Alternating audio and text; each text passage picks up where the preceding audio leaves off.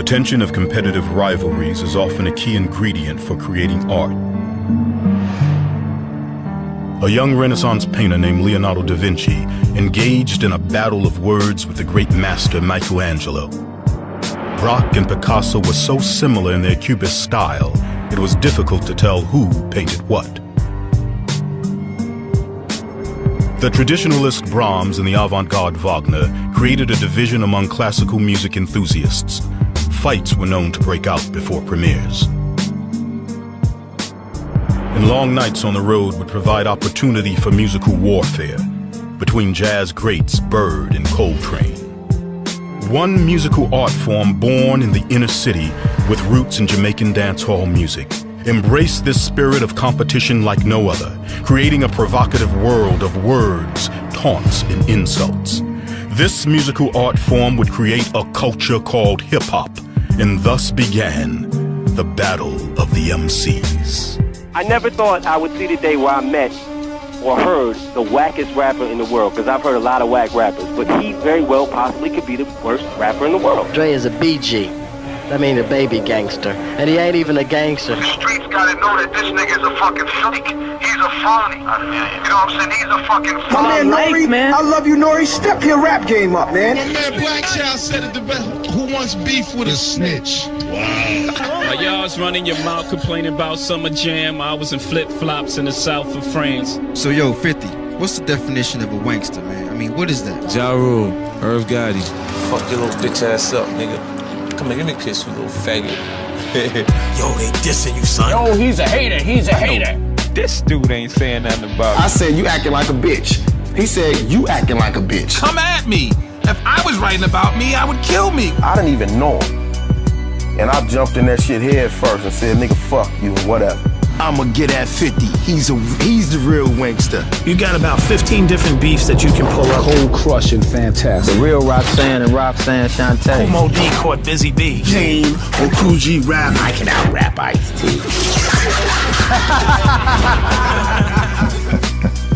Ice Cube versus NWA. That was a vicious battle.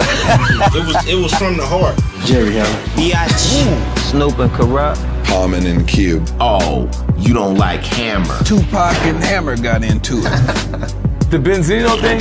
That's punk shit. Tupac, rest in peace, and Biggie, rest in peace. The East Coast and the West Coast. That East Coast, West Coast thing. East Coast, West Coast. East Coast, West Coast. East Coast, West Coast. East, West Coast. East Coast, West Coast. East Coast, West Coast. East Coast, West Coast beat. But I'm not old school, because I bust these new cats' ass. Wow! When Cannabis and LL Cool J went at it, Source people rushed the Loonies people. God damn, cat. Jay-Z made comments about Mobb Deep. You a bitch ass nigga for saying that. He said, I'm about $1. Who the fuck is 50 Cent? He said, I'm a Mac 11. I'm a higher caliber MC. That's no I said, question. nigga, I don't give a fuck where you from, nigga. You in LA, nigga, and you'll lose tonight, nigga. Jay-Z and Nas. DMX is cursing out Ja Rule in all these different interviews. Don't fuck with dogs. Actually, somebody got shot in the club that night we was there. KRS versus Nelly. Nelly battling Chris? Drama. A gang of drama. Beef. Beef. Beef. Beef. Beef. Beef. Beef. Beef. Beef. Beef, beef, beef. Beef. Beef. Beef. Beef.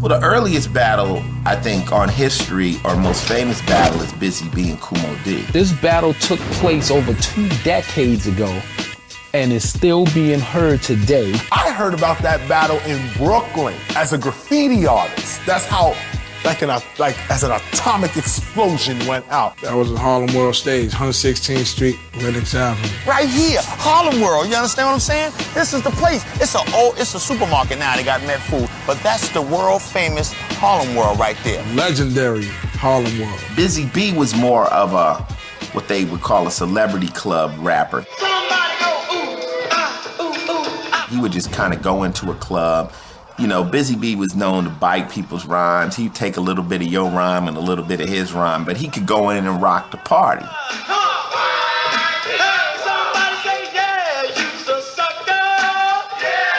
Busy Bee represented the 50s, 60s, and 70s. Barba dang dang diggy diggy. And Kumo D was more of a serious rapper who wrote rhymes and he was in the treachery. Good look, this is the last time you'll ever see this picture. Only a few battle masters know how to beat the party MC, because in a lot of cases the party MC will look like he won, but if you listen to it on wax or if you listen to it once you got the tape home, you would probably hear more poetic value in the other guy. But the party MC is about the live interaction. A lot of people will say that it was unfair for Kumo D to really battle Busy Bee, who wasn't really a battle MC. But Busy Bee was a battle MC. He just battled in the old-fashioned way, which was to basically who can rock the party the most. The battle with Busy Bee was spontaneous. It wasn't planned. I was actually the host of the MC contest. And Busy Bee, he's a character. He's one of the funniest guys in hip-hop, without question. And Busy Bee comes in like Ali used to do at the training camps. I'm knocking out all bums. I'm coming in here. Knocking out all bums. I'm zooming in. Ain't down with MC8, you got problems. You got knocking out all bums.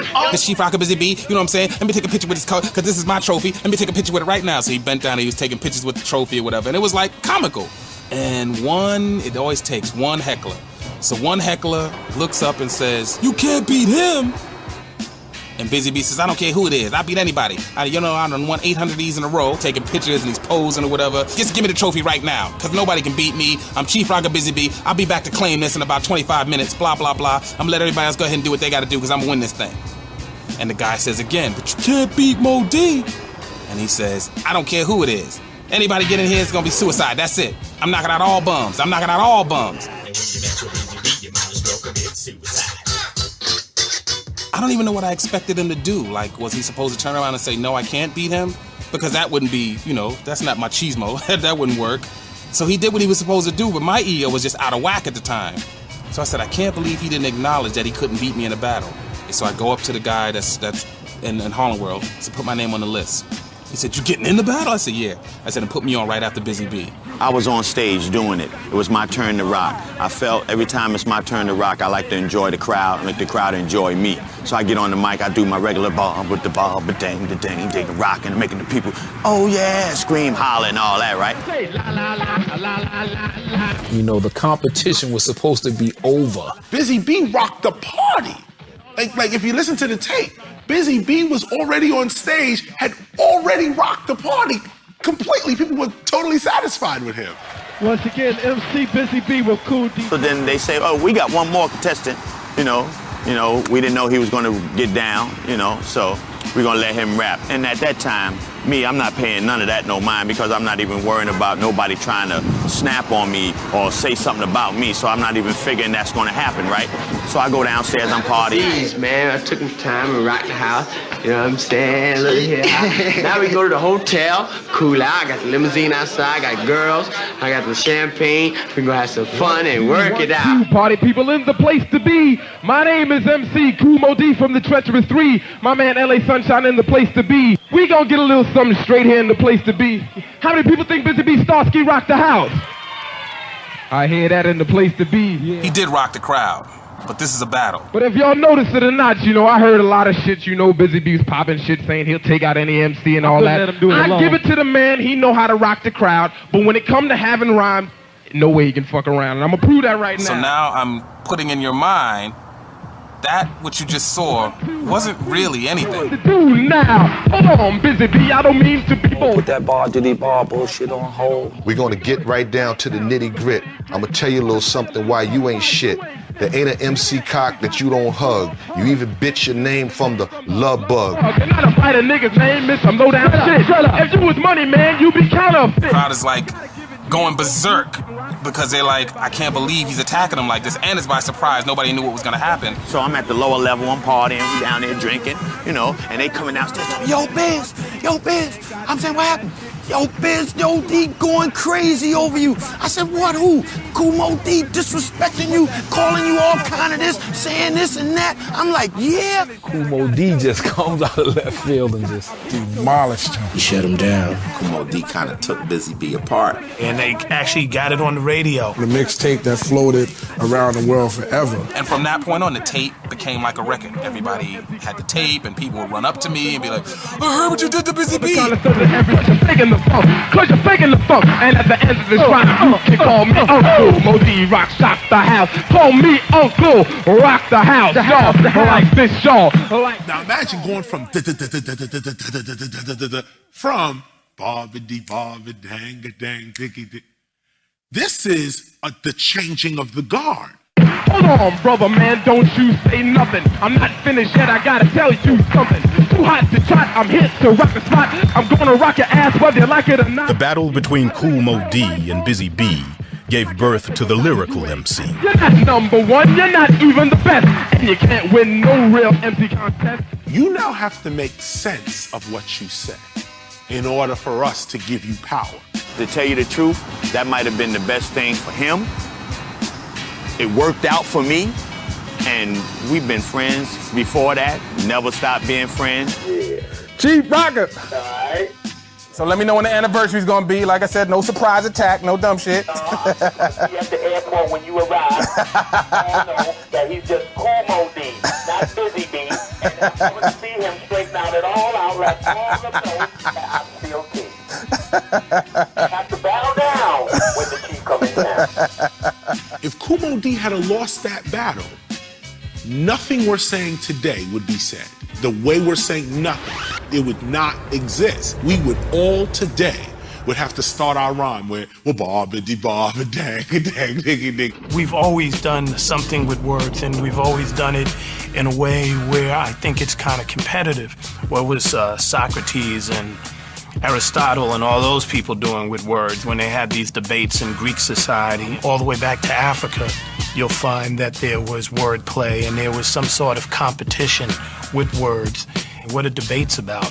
War of words. How can you one-upmanship? How can you manipulate words and move the crowd or convince people? You take it all the way from Africa to slave times, you're dealing with all types of word games that people have played, whether it was the Brer Rabbit tales or signifying the monkey, even mama jokes, where the object of ridicule was the master, who didn't know that the slaves were just substituting somebody's mama to have him be the object of the joke.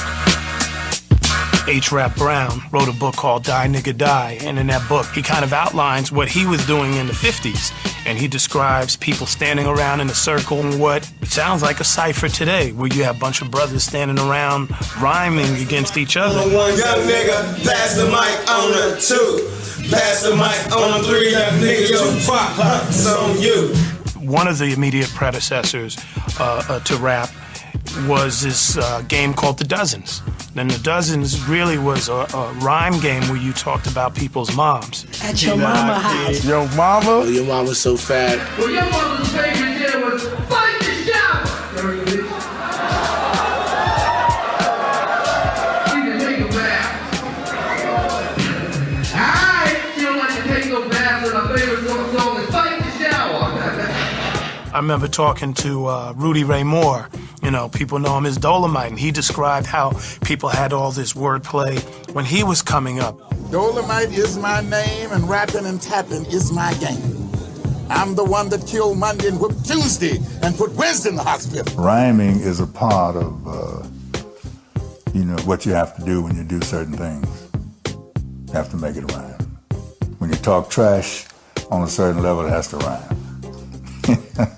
DJ said, hear the microphone, somebody tell everybody how great I am. That's why early rap records were always about the DJ. It was like Grandmaster Flash cut so on, and my DJ is this, and my DJ is that.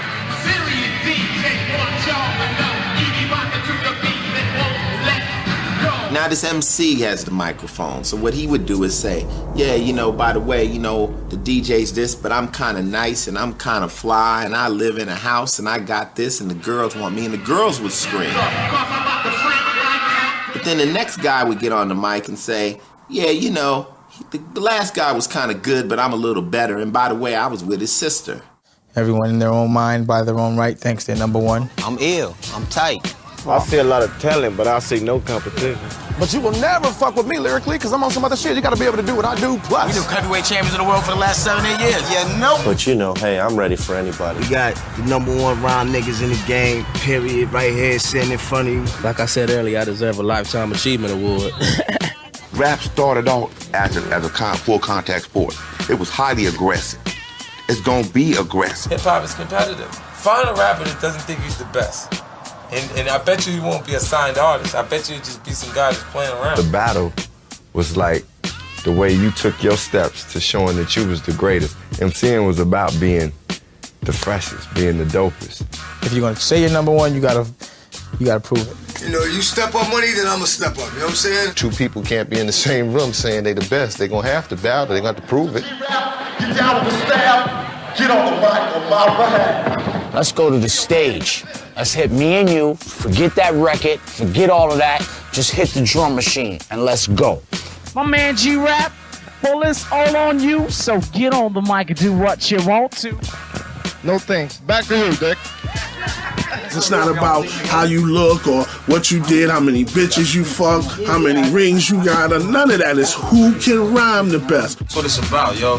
Straight up being on the street corners, you know what I mean? It was no disrespect, it was just a thing of skills. Showing who got more, it was kind of like practice. If you ever was on the Little League, if you ever was running around the hood, it's your practice to get set for the game. The game is out here in the industry. You know what I mean? So if you can't make it on the streets, you can't come out on the industry because anybody could test you at any time. And the thing is, you ain't got to be the one that's coming out dissing anybody, but they will come at you to see where your skills is at. So to keep your sword sharp, you got to do it in battle on the streets. That's where it's from. It's like the difference between pro ball and street ball. You know what I'm saying? Pro ball is cool, and that's where the money is at. But the street ball niggas is the nicest ones. You know what I'm saying? And the way they do moves like that, it's more personal, it's more competitive. You know what I'm saying? That's what battling is to rap. You're never going to be able to get as deep into competition as you will in the ghetto community. In the hood, they really want to win. You got to win to get out the hood. Because you got to remember, being the best dancer is probably the best thing you're ever going to be. You know, you don't have that many opportunities. So to be the best rapper is a big thing. I think any MC worth their salt has been in a battle, has been in rhyme competition, one point or the other. So even your most thugged out, street cat, hat backwards, gold tooth wearing, I'm just hustling, has been in a battle or has had some sort of rhyme competition. Every year, I write a battle rhyme for the entire top 10 of Billboard. No disrespect, it's just the way I practice. Always remember, if you're in the top 10 of Billboard, I have a rhyme to battle you, straight up, and that will destroy your career. Check it. Yeah. Now listen. I say it's great in this world to always be an MC, but somebody in this world is always beefing with me. Every time that I could rock it, Supernatural does the stunted. But do you know what it's like to live the life of the hunted? Everywhere you walk, yo, you're always a target. Whether I'm shopping or buying food at the market, cats wanna battle me and kill my carcass. Yeah, that's when the hour really is the darkest. But listen to me spark this as far as I can free. I learned from Cool Mo D and Busy B when KRS-One this MC Shan. It's probably the one that I think sticks out in everybody's mind, and I think probably set a standard, was the battle between the Juice Crew and BDP, Boogie Down Productions. As hip-hop grew in the mid-'80s, New York's different neighborhoods began to take credit for its creation. Was it the Bronx, Queens, Brooklyn, or Harlem? Me and my man MC Shan made a intermission record for Queensbridge parties that we used to have in the park out there at Queensbridge. The 70s and early 70s is when, you know, the hip-hop started out there. They was playing in the park. Ladies and gentlemen, we got MC Shan and Molly Mall in the house tonight. They just came from off tour. They want to tell you a little story about where they come from.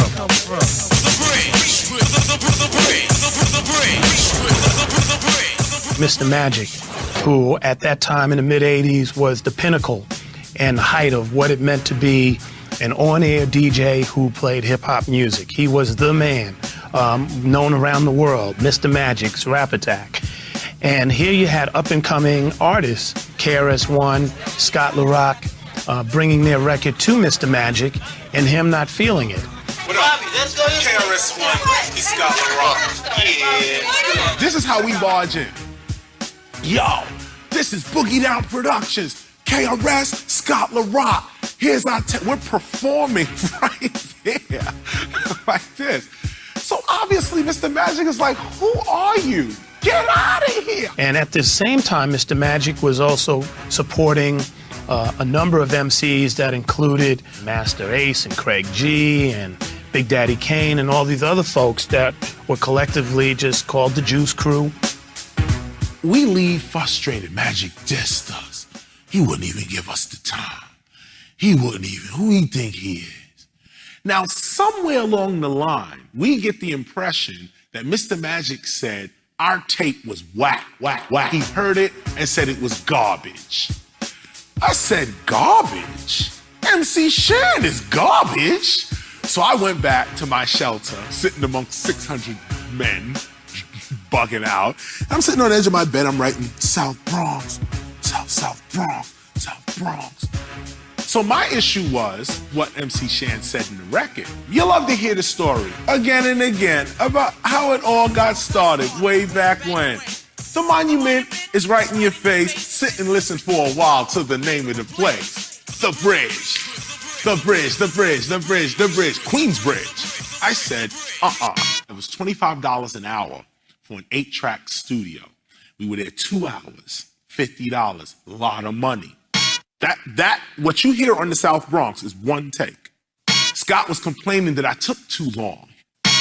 The guy didn't even mix the records, no mix. And we kept one, and we gave one to Red Alert. DJ Red Alert, one of New York's premier club and radio DJs, played parties at New York's Latin Quarters. And that's when your heart stops, right there. Heart stops. Because right then and there, Red Alert can tell you to get out. It's corny.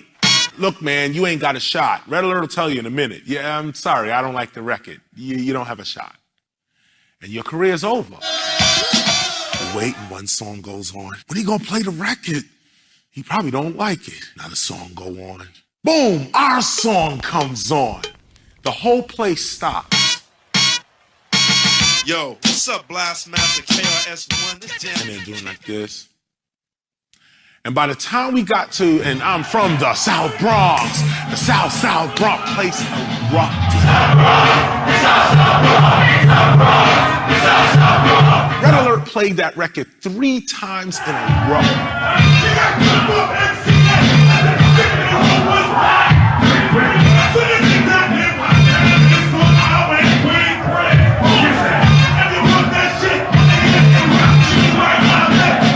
He couldn't play nothing else.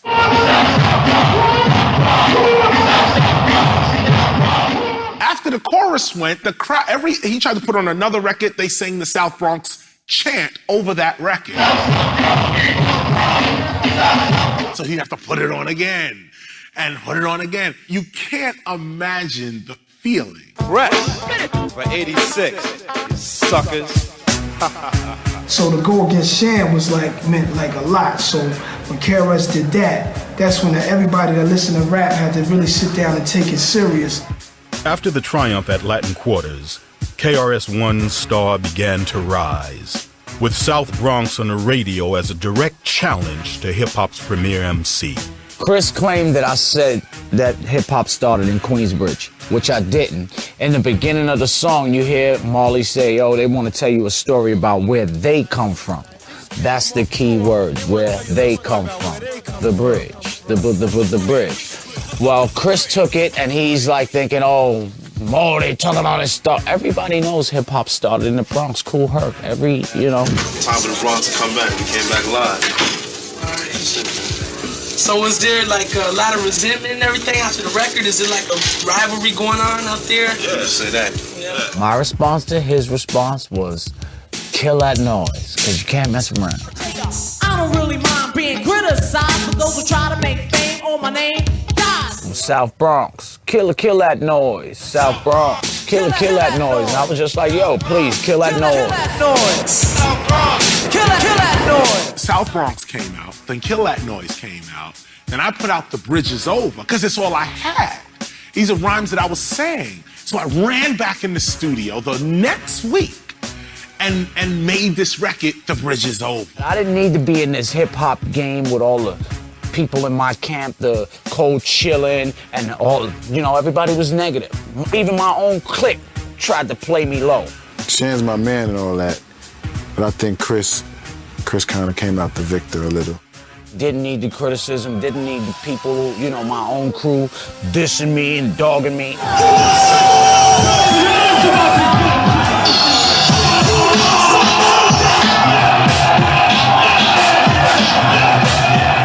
I found myself representing the Bronx. I mean, representing. I didn't realize how much a record did, what a record did for pride, what a record did for esteem. The Bronx was alive again.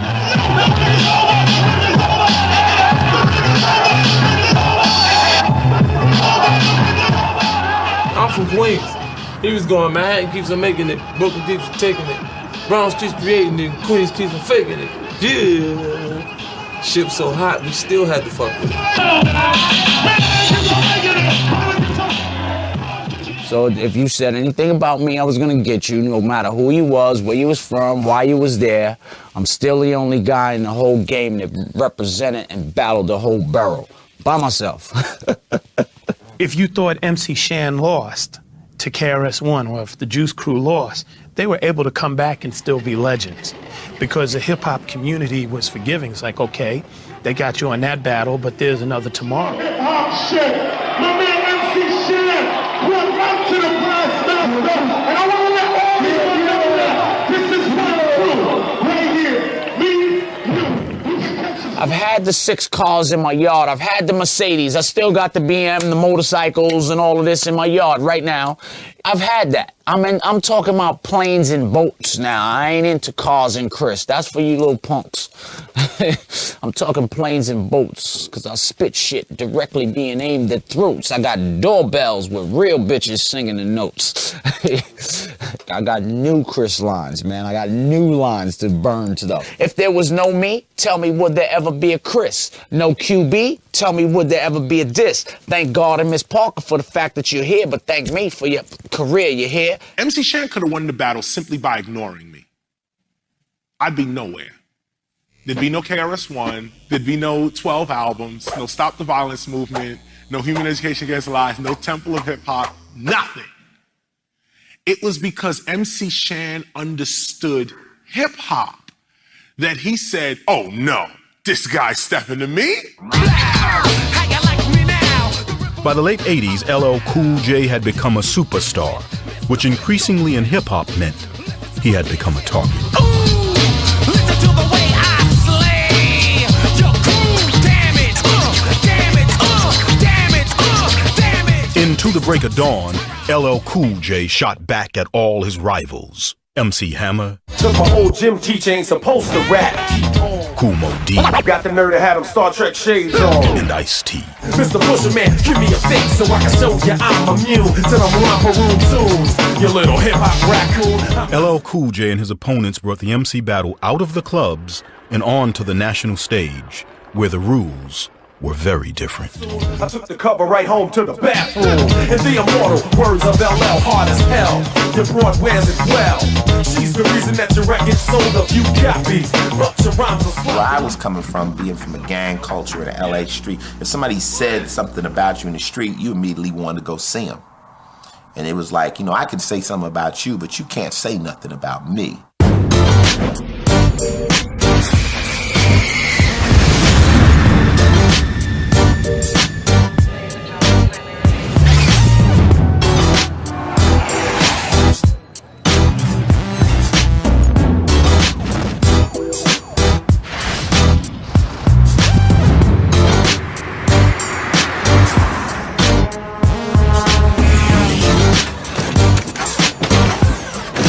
As crack cocaine ravaged urban America in the 1980s, rap music began to become a microphone for the rage and despair of the inner cities. That rage began to influence the music itself, and in no place like Los Angeles. So Easy told me to write a song for him. So I wrote a song called Boys in the Hood. I talked Eric into doing the rhyme. The song was Boys in the Hood. He was like, yo, I ain't never rapped before, I can't do this. So I eventually talked him into doing it. You know, he put on some dark glasses and we cut the lights down and the whole shit, you know, and he did it. Next day, you know, we had a hit record. Woke up quick at about noon, just thought that I had to be in Compton soon. You know, one day they was like, you know, we're gonna call this NWA. Niggas with attitudes. Now I don't know if Dre or Easy was the one that came up with the name, because they was together when they told me. So I was with it. I was like, cool. Before releasing NWA's first album, Eazy-E released Easy Does It, an Eazy-E solo album, written by Ice Cube, produced by Dr. Dre, and essentially made by NWA. That's the real album. It's new album. New Eazy album. Full effect. Easy royalty statement came in. So I just know that this money is about to be broke up 5 ways, you know, and everybody's gonna get paid because everybody contribute. You know, even though Eazy was the name, NWA put that record together. Okay, now a lot of people, now see, I was just confused a little bit about that. Could you explain like NWA and Eazy-E? Okay. It's an all-star group. It's all of us. Me, Dre, Yella, Ren, Ice Cube. And it was like, nah, this is Eazy money. We getting NWA money. I'm like, Eazy and NWA the same thing. It ain't no difference. And mine is me, solo. That's my album. It's by myself, solo. What he wanted to do was keep the Eazy-E money for himself, and then when the NWA record money came in, he wanted to split that and cut himself into that. So that's when it just started getting real hectic. People starting to ask me questions I couldn't answer about my contract, how long am I signed, all these type of things where I didn't know. People have been telling me, you know, asking me about a solo album, I should do one, but I'm all about my group, man. Established rock manager Jerry Heller was brought on to help run Ruthless Records. The good thing I like about Jerry, he don't care who hates him. You know, it's business. Don't take it personal, it's business. You know, they say the same thing about Bill Gates. They say a lot of people hate Bill Gates, but hey, if it wasn't for Jerry Heller and Eric, it wouldn't be no Dr. Dre's, it wouldn't be no Ice Cube, it wouldn't be a lot of this stuff going on now.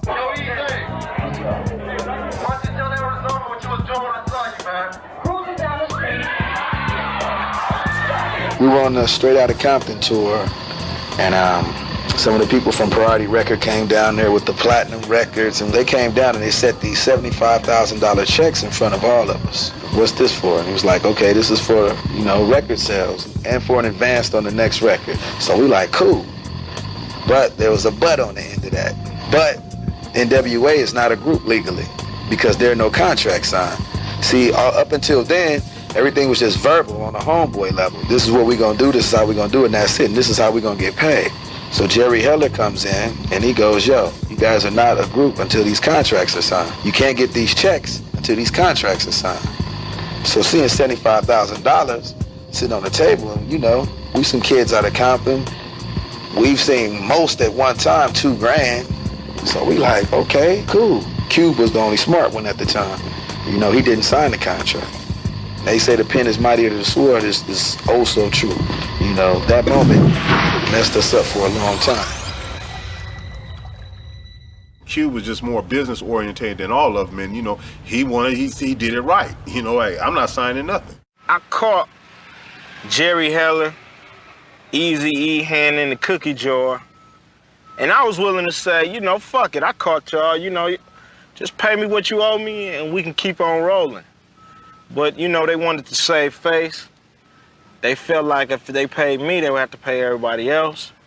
And, you know, so they was kind of pretty much like, fuck you, nigga, what you gonna do? Go solo?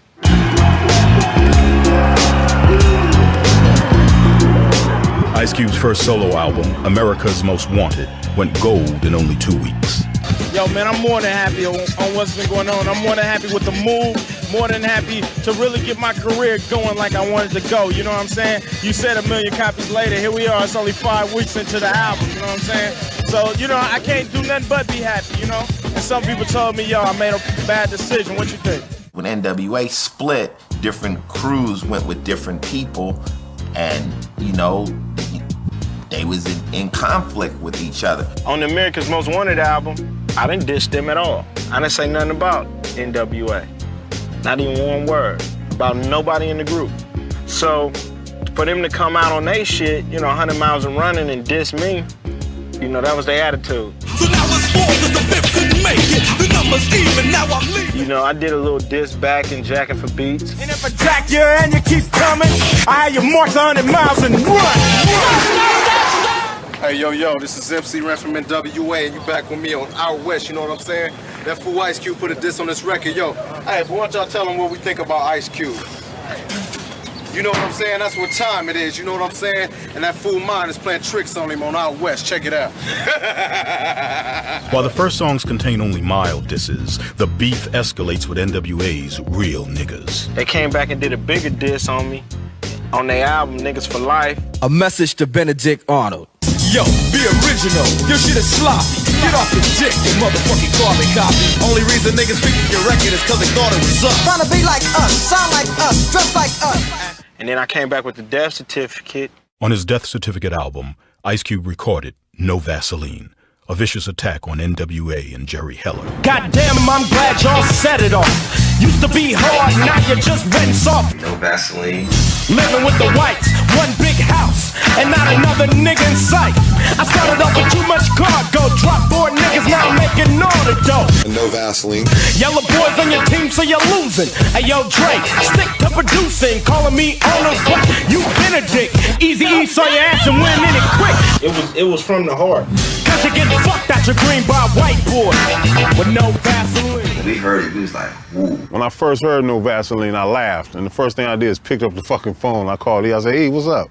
I said, you and Q fucking or something? After No Vaseline, shit, that was it. Now let's play Big Bank, take Little Bank.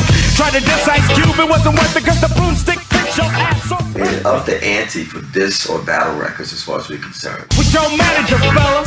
Fucking MC Ren, Dr. Dre, and Yella. But if they were smart as me, easier be hanging from a tree with no Vaseline. Just a match and a little bit of gasoline. Light 'em up, burn 'em up, flame on. So that Jerry Kill is gone. I never knew the drama behind it would be as much a part of the success and the fame. You got the drama and the bullshit. I got the drama and the bullshit before I got the fame and fortune, so yeah, I was real surprised, shocked. NWA never responded to No Vaseline, but the drama within NWA was far from finished.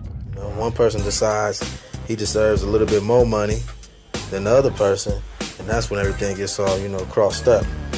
Don't trust no motherfuckers, because everybody in the music industry is out to get you. Several years after signing with Eazy-E and Jerry Heller, Dr. Dre also found fault with NWA's compensation practices. The white boy came in and kind of fucked it up. And his name is? Jerry Heller. I don't know, Jerry. Kind of pulled Easy to the side and he sold his soul. Bound by the contract signed on their first tour and with nowhere else to turn, Dr. Dre, with an NWA bodyguard named Suge Knight, started Death Row Records. Why did Ice Cube leave and then why did Dre leave? Same reason. The ends wasn't right. Point blank. Get funny with the ends. Had to do my thing, man. Try to make other people money. It's time to make Dre some ends. Hip-hop myth alleges Suge Knight and others visited Eazy-E and Jerry Heller with baseball bats to secure Dre's release from Ruthless Records. It's easy said like y'all came with them at bats, you know what I'm saying? Nah, and man. Swinging and all that old thing, you know what I'm saying? Dr. Dre came that way at Easy, you know what I'm saying? Is that the way you got in the I don't know what he talking about. You know what I'm saying? I'm innocent. Word. Yeah. Word. So what was the actual settlement as far as, Basically, Dre was signed to me as an exclusive producer and an exclusive artist. So I owned him for 6 years. In order for Dre to make his record deal, I had to make the deal possible for him to do it. So I get a percentage of his record sales, whether he produces as an artist and whether he produced Snoop, Rage, Daz, Corrupt, or whoever else off Death Row. You don't see jack shit that come from Death Row. I make money off Dre's record sales. Yeah! How many niggas out there like Eazy-E? Fuck Easy motherfucking E! We don't love that nigga. He can eat these motherfucking nuts. Reel it out, this Death Row, big baby. Compton and Long Beach together. Dr. Dre, Snoop, and Death Row came after Eazy-E on the Chronic's Fuck with Dre Day. I'm directing Fuck with Dre Day. It was more vicious between Dre and Eazy because that's the first time you really got to see, like, you know, the belittling of a fellow MC, you know, in a video. The caricature of Eazy-E, the caricature of Jerry Heller. Excuse me, Dre, we're setting up the scene when we shoot Eazy-E. Do you want him shot with the 32 or the AK-47? Use the AK. The AK. Fully automatic. Fully automatic. Yeah. We picked the wrong nigga to fuck with. Yeah, we could do an NWA Reunion album if it's on Death Row. Mm-hmm. On Death Row. Without Eazy. Without It's gonna Eazy. be called NWE, you know? Niggas without Eazy. Eazy-E responded on wax and video with real motherfucking G's. Damn, E, they tried to fade you on Dre Day. But Dre Day only met Eazy's payday. All of a sudden, Dr. Dre is the G thing. But on his old album covers, he was a she thing. Anyway, don't you remember Dre was back in the day? He used to be in a world-class wrecking crew. They used to wear lipstick, lace, mascara, biker shorts, and everything. See, a lot of people don't remember all that when he did the Cabbage Patch and the Fly and Dr. Dre. And he didn't start hollering Compton until he got with me. That's explaining how it is in Compton. Oh yeah, you remember on a song called NWA did called Express Yourself, he said, I never smoke weed or cess, because it's known to give a brother brain damage, and brain damage on the mic don't manage. Now he's smoking weed and low ride, and all of a sudden in 93 and claiming to be an OG. OGs do stuff back in the day. Dre is a BG. That means a baby gangster. Journalist Kevin Powell interviewed Eazy-E for Vibe magazine just before Eazy's death in 1995. And he was deeply hurt by the belittling of him because Ice Cube had dissed him. You know what I'm saying? No Vaseline very hard. And then Dre and Snoop dissed him. It didn't seem the way, you know, like he had recovered emotionally the way maybe Shan or KRS-One could have recovered, or LL and Kool Moe Dee and stuff like that. And I think that was the first time I began to think, like, man, this is kind of going in a different direction now. I think that the violence came into the whole sport of battling once the lyrical content changed. I won't quit, I talk a lot of shit, gon' buck it all up, cause I'll be ready to throw them up, but niggas don't wanna slang them, cause I bring them, I be 165, but I'm hard till I fucking die. So what you wanna do, bring your whole fucking crew, and my Glock, I had niggas running up the block. Hip-hop is an expression of all kinds of energy. I mean, whether it's positive energy or whether it's the energy of those who would be drug dealers but were instead afforded an opportunity to record music. But of course, there are artists who come from a real rugged time and a rugged energy and express a rugged point of view. And so when they get into battles, the battles get more difficult. Like now when you listen to Brothers Battle and you listen to the lyrics they say, I mean, you know, they going at it like, you know, like straight up like it's mafia threats. You take me out, I take your family out. I kill your people, you kill mine. What'd you say, motherfucker? But if you're trying to kill your ass, break your fucking neck. Don't be talking shit. I'm gonna kill you, I'm gonna shoot you. And I murder this person. I hate you, you hate me. Ask your mama, here's your name. I had sex with her. Your mother and your sister and your girlfriend. And your mother, your daughter. And I tie your mother up, throw your baby out the window. Cut your head off and bowl it down a bowling alley. Kidnap your kids and shit.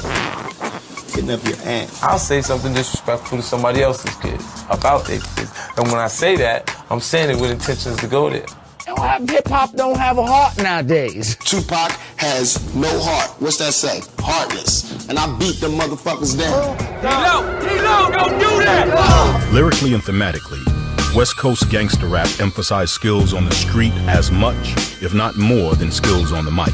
Like some rappers like Mix-a-Lot and all of them and try to rap about shit out here. They can't do it because they wasn't around it, but we could do it because we was around it all. Right. You can't do everything. I've been killings, robbery, murder, thieving, and everything. The whole 9 yards, dope dealing, everything. Everything you hear on our records is true. The ever-increasing need to keep it real further blurred the line between artistic differences and street warfare. Common. It's funny because when he first came out, I mean, he was doing like hip, real, like old school hip hop records. You know what I'm saying, with the scratch and hook, that man. But what I used to love, I mean, we all know metaphors. You know, I've been in the game since I was 14, so I know metaphors. And dude, this. I used to love it in 1994. You know, it was a story that I could tell about the evolution of hip hop and the stages that I seen hip hop go from just the pure innocent to the along with raw and just being freestyle, like to the pro-black, from pro-black, and then going to the West Coast.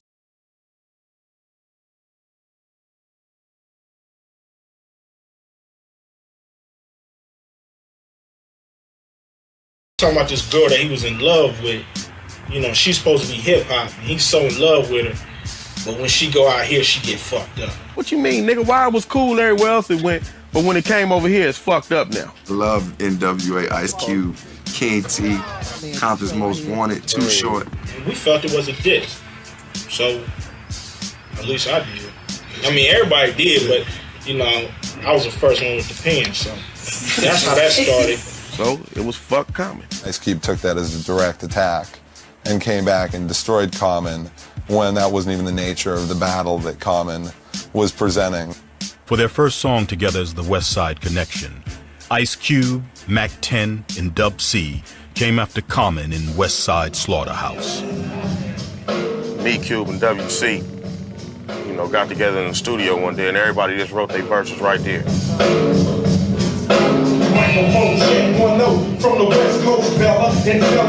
Used to love her mad cause we fucked her. Yeah, pussy wood bitch with no common sense. Hip hop started in the West. Ice Cube belling through the East without a vest. Yeah, he was raw with that motherfucker. Nothing but a tree with no common sense. Hip hop started in the West. Ice Cube belling through the East without a vest. Yeah, Chicago is mine, nigga. At the feet, he told Common his hood was his hood. West Side Slaughterhouse was so raw, man. I seen that shit the other day, Holmes. That was one of the best rap videos ever. That shit was raw. Niggas had khaki suits on with blood all over them and in meat markets and socking beef and, oh, we was stupid with it. And I heard it, and at first I was like, man, I'm gonna let it go. My first thing was like, I'm gonna let it go. You know, he dissed me. I'm thinking like, yo, I grew up listening to Cube. You know, I was happy that he knew who I was, you know, like that he even recognized me. But I was hurt that he had dissed me a little, you know. But overall, I was just like, all right, that's cool. Kind of laughed it off. And then I seen Ice Cube and Mac 10 and WC, they were on BET dissing me. I was like, okay, this is going too far. I'm gonna have to defend myself now. A bitch nigga with an attitude named Q. Step to the calm with a few. Common, known as a conscious rapper, took hip-hop by surprise with his vicious counterattack, The Bitch in You. I wrote the first verse, and I remember going down to the Gavin in 1996, and I performed with De La Soul. And I stopped the music. My heart was beating like, I don't know what's gonna happen, but I'm about to say this verse. And violate you, a Muslim drinking brew. No nigga ain't no Mac 10, he's a 22, I seen you. You ain't say shit in and the crowd just gave me super love. Eventually, Common performed The Bitch in You in Los Angeles, boldly dissing Ice Cube in his own city. Oh man, I don't know what's gonna jump off. It's like, I just was feeling the fury to a certain extent because it was just, I felt like Ice Cube and them was wrongly accusing me, so I was on the defensive at that point. Plus, I knew the verse was lighting the crowd up too. On the dick of the East for your first release. Your lease is up at the crib house, niggas get evicted. And videos of I thought that shit was whack. You know, because Common ain't even a rah-rah type nigga. You know, and come on, Common. I didn't know what it was gonna escalate to. I didn't know. I was like prepared for anything.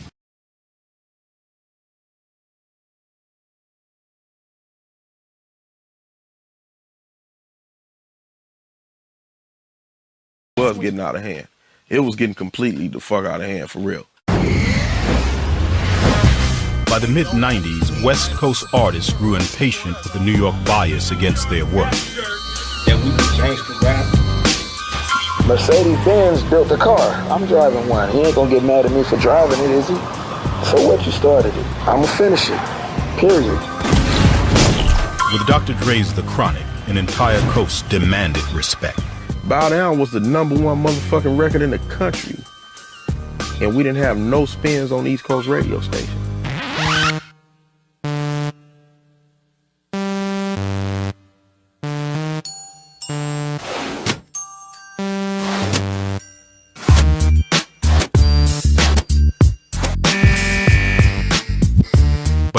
Coast record sales soared, the East Coast felt something they had never felt before. Jealousy.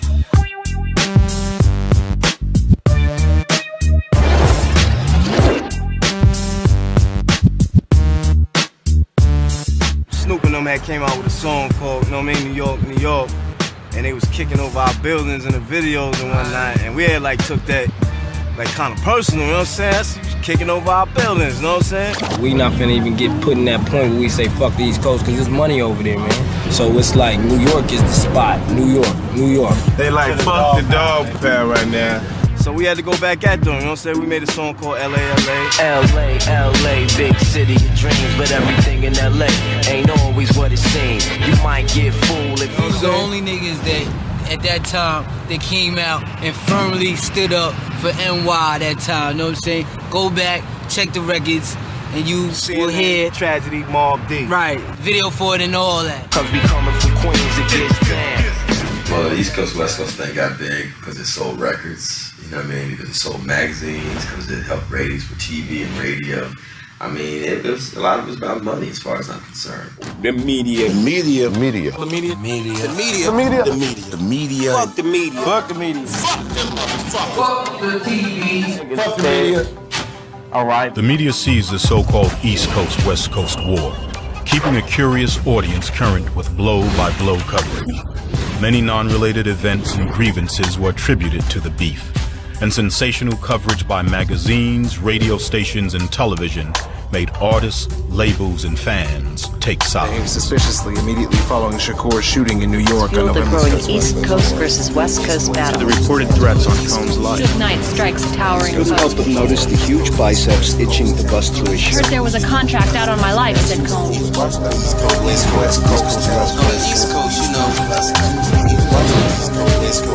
East Coast, West Coast war.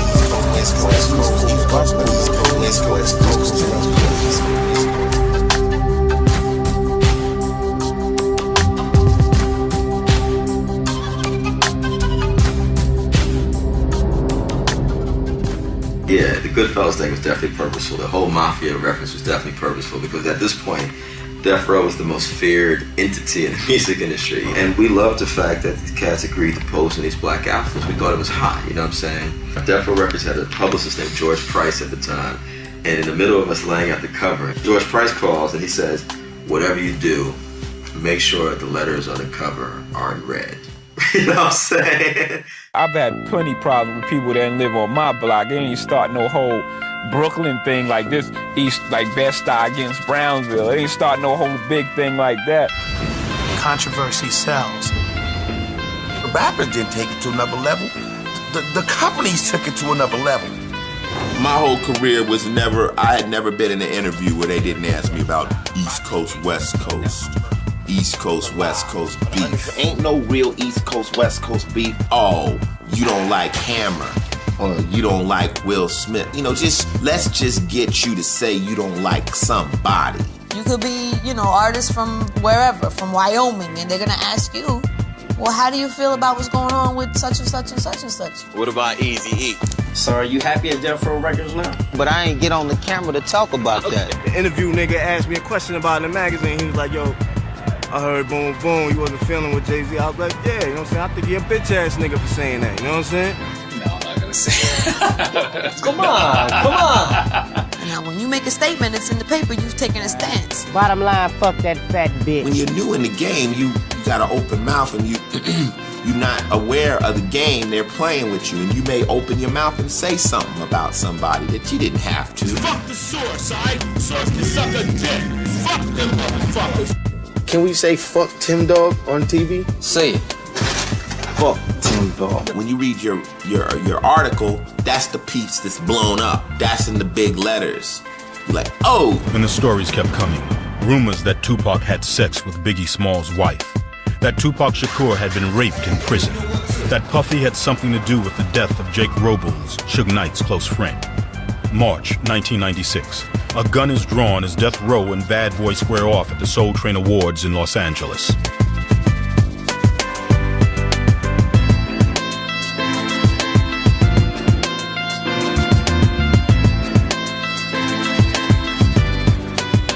As the tensions rose, the game's two premier MCs became opposing generals in hip-hop's civil war, whether they liked it or not.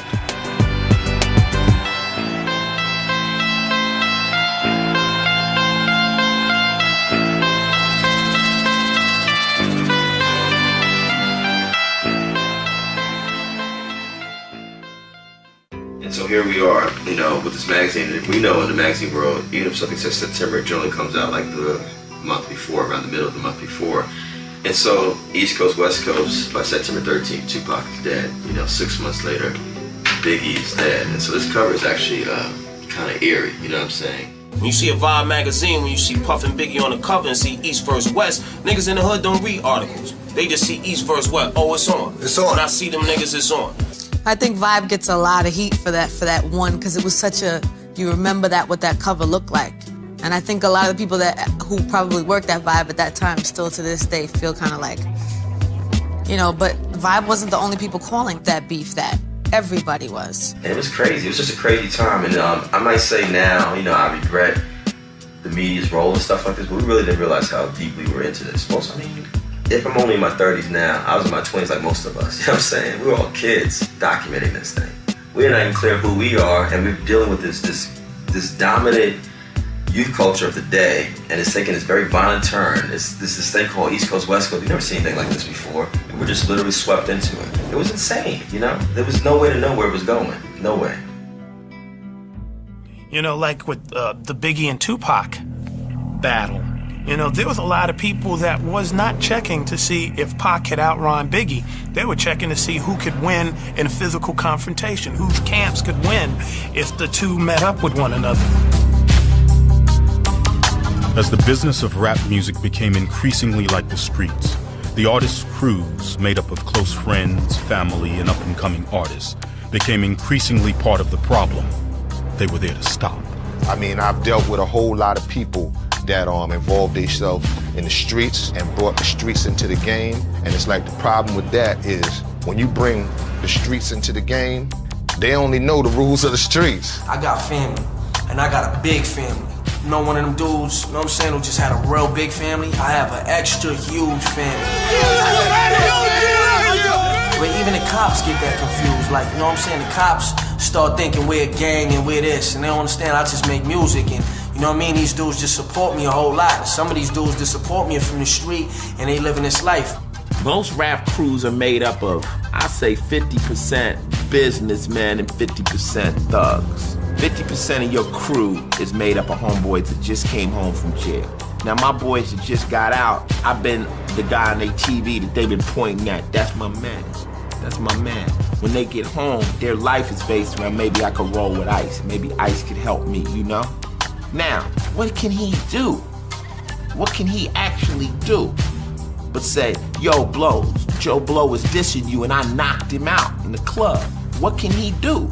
So then that thug element is always ready to reach out and touch anybody, whether it's a cameraman, whether it's an interviewer, whether it's somebody on the radio.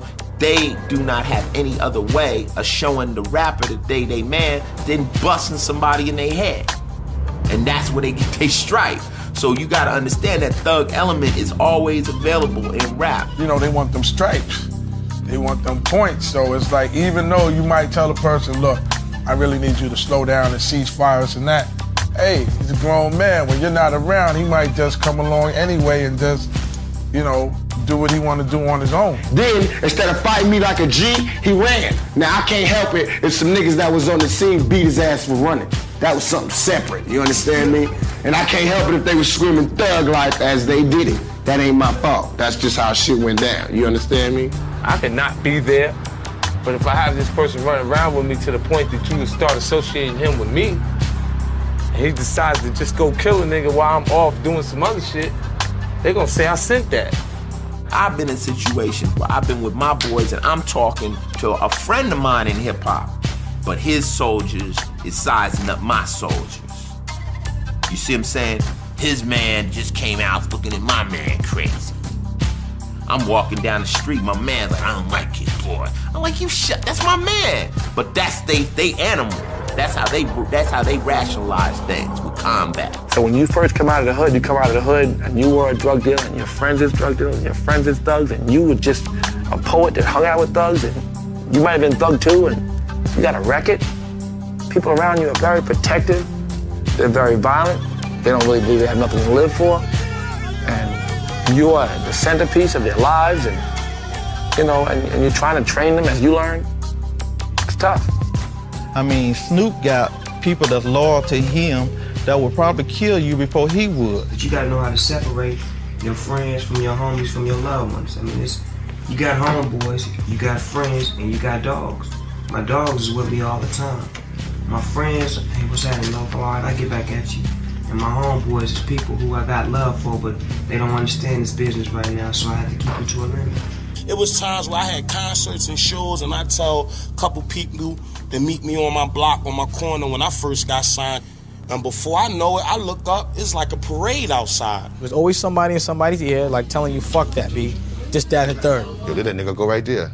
That nigga said this, man. Why you don't go see him? Because nowadays, I mean, the pressure from your mans will make you go hurt something. That's the dude you need to get away from you. Or you gotta school him quick, because he don't know no better. In 1995, a crew from Eazy-E's Ruthless Records visited the Dog Pound on the set of a music video. The Dog Pound, because of their allegiance to Death Row Records, were drawn into Dr. Dre's ongoing beef with Eazy-E. Actually, Eazy-E boys, they was just, I mean, me and Ricky Harris was riding around, you know, on a little go-kart thing, getting ready to shoot a scene. And they just walked up on me like, fuck the Dog Pound, you know what I mean? And my response was like, it's about 100 people around here, and one of them went behind me. So I'm like, well, either I swing now or else I just get swung on, so.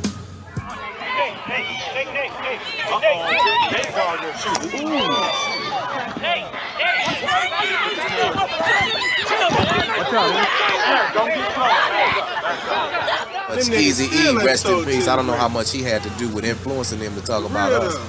But they was down with him and we was down with Dre, so they was trying to do their diss thing.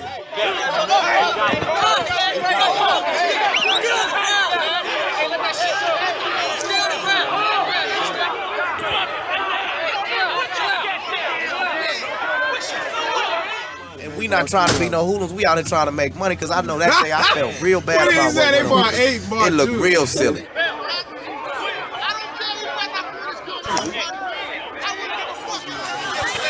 Matt, I love this game. Fatal Hussein of the Outlaws was part of Tupac Shakur's crew. Due to a court date on the East Coast, Fatal wasn't in Las Vegas the night Tupac was shot.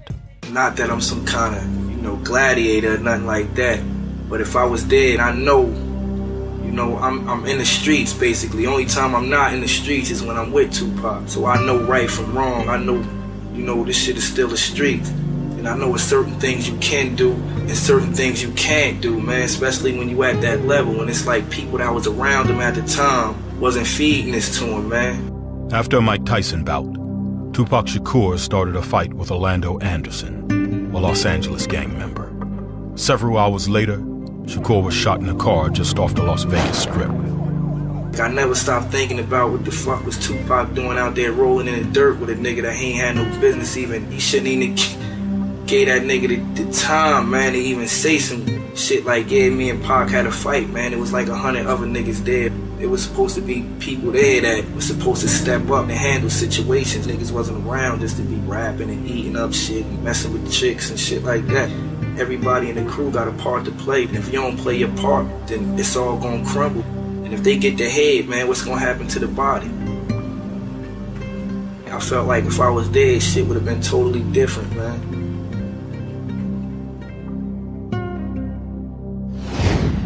After the deaths of Tupac Shakur and Biggie Smalls, artists and the media temporarily came to their senses. If you know that it's arousing the whole community, you know that you don't want that to happen. You don't want that energy coming your way, then it's definitely like up to you to take a stand and be like, yo, I really have no ill feelings towards you as a person. This was me expressing myself through my art. It's love. I want to see you prosper too. I mean, I think a lot of the artists feel that way. They might not say it all the time. These cats, you know, do get emotional. Sometimes it does become personal. But overall, I know the nature of these cats ain't about, like, I want to see this dude dead. In 1997, Minister Farrakhan called an intervention in Chicago in an attempt to resolve disputes peacefully. Minister Farrakhan told his guests about organized techniques white slave owners had used to keep slaves, including deliberately causing, developing, and maintaining hostility amongst them. Ice Cube flew in, Mac 10 flew in, Ice Cube came and just gave me a hug. When I met Common just kind of felt like he had to defend himself because he a cool dude, actually. And Common good, man. He can rap. He do what he do. And I needed the elders to come bring us together and just be able to sit us at the table where it wouldn't be no ignorance and no homies just sitting around talking crazy. And we get aroused and just had a peace treaty. And we hugged, you know, so it was like, I needed that. We got close, but then she broke to the West Coast, and that was cool, because around the same time, I went away. Because they have the respect of many artists, outside entities like the Nation of Islam and Zulu Nation, as well as individuals like Russell Simmons, Jim Brown, and Mike Conception, have led the way in squashing beefs in hip-hop. In the Nation of Islam, I'm not even allowed to speak negative of another member to another individual in the nation unless the one of whom I'm speaking about is present. If I go to another member about something negative about another member, that member is to stop me. He said, hold up. If it ain't positive, I don't want to hear it. And if it's negative, that other person is not here. So what I do then, I go to someone who can officiate my beef, and I want to witness that I tried to settle it.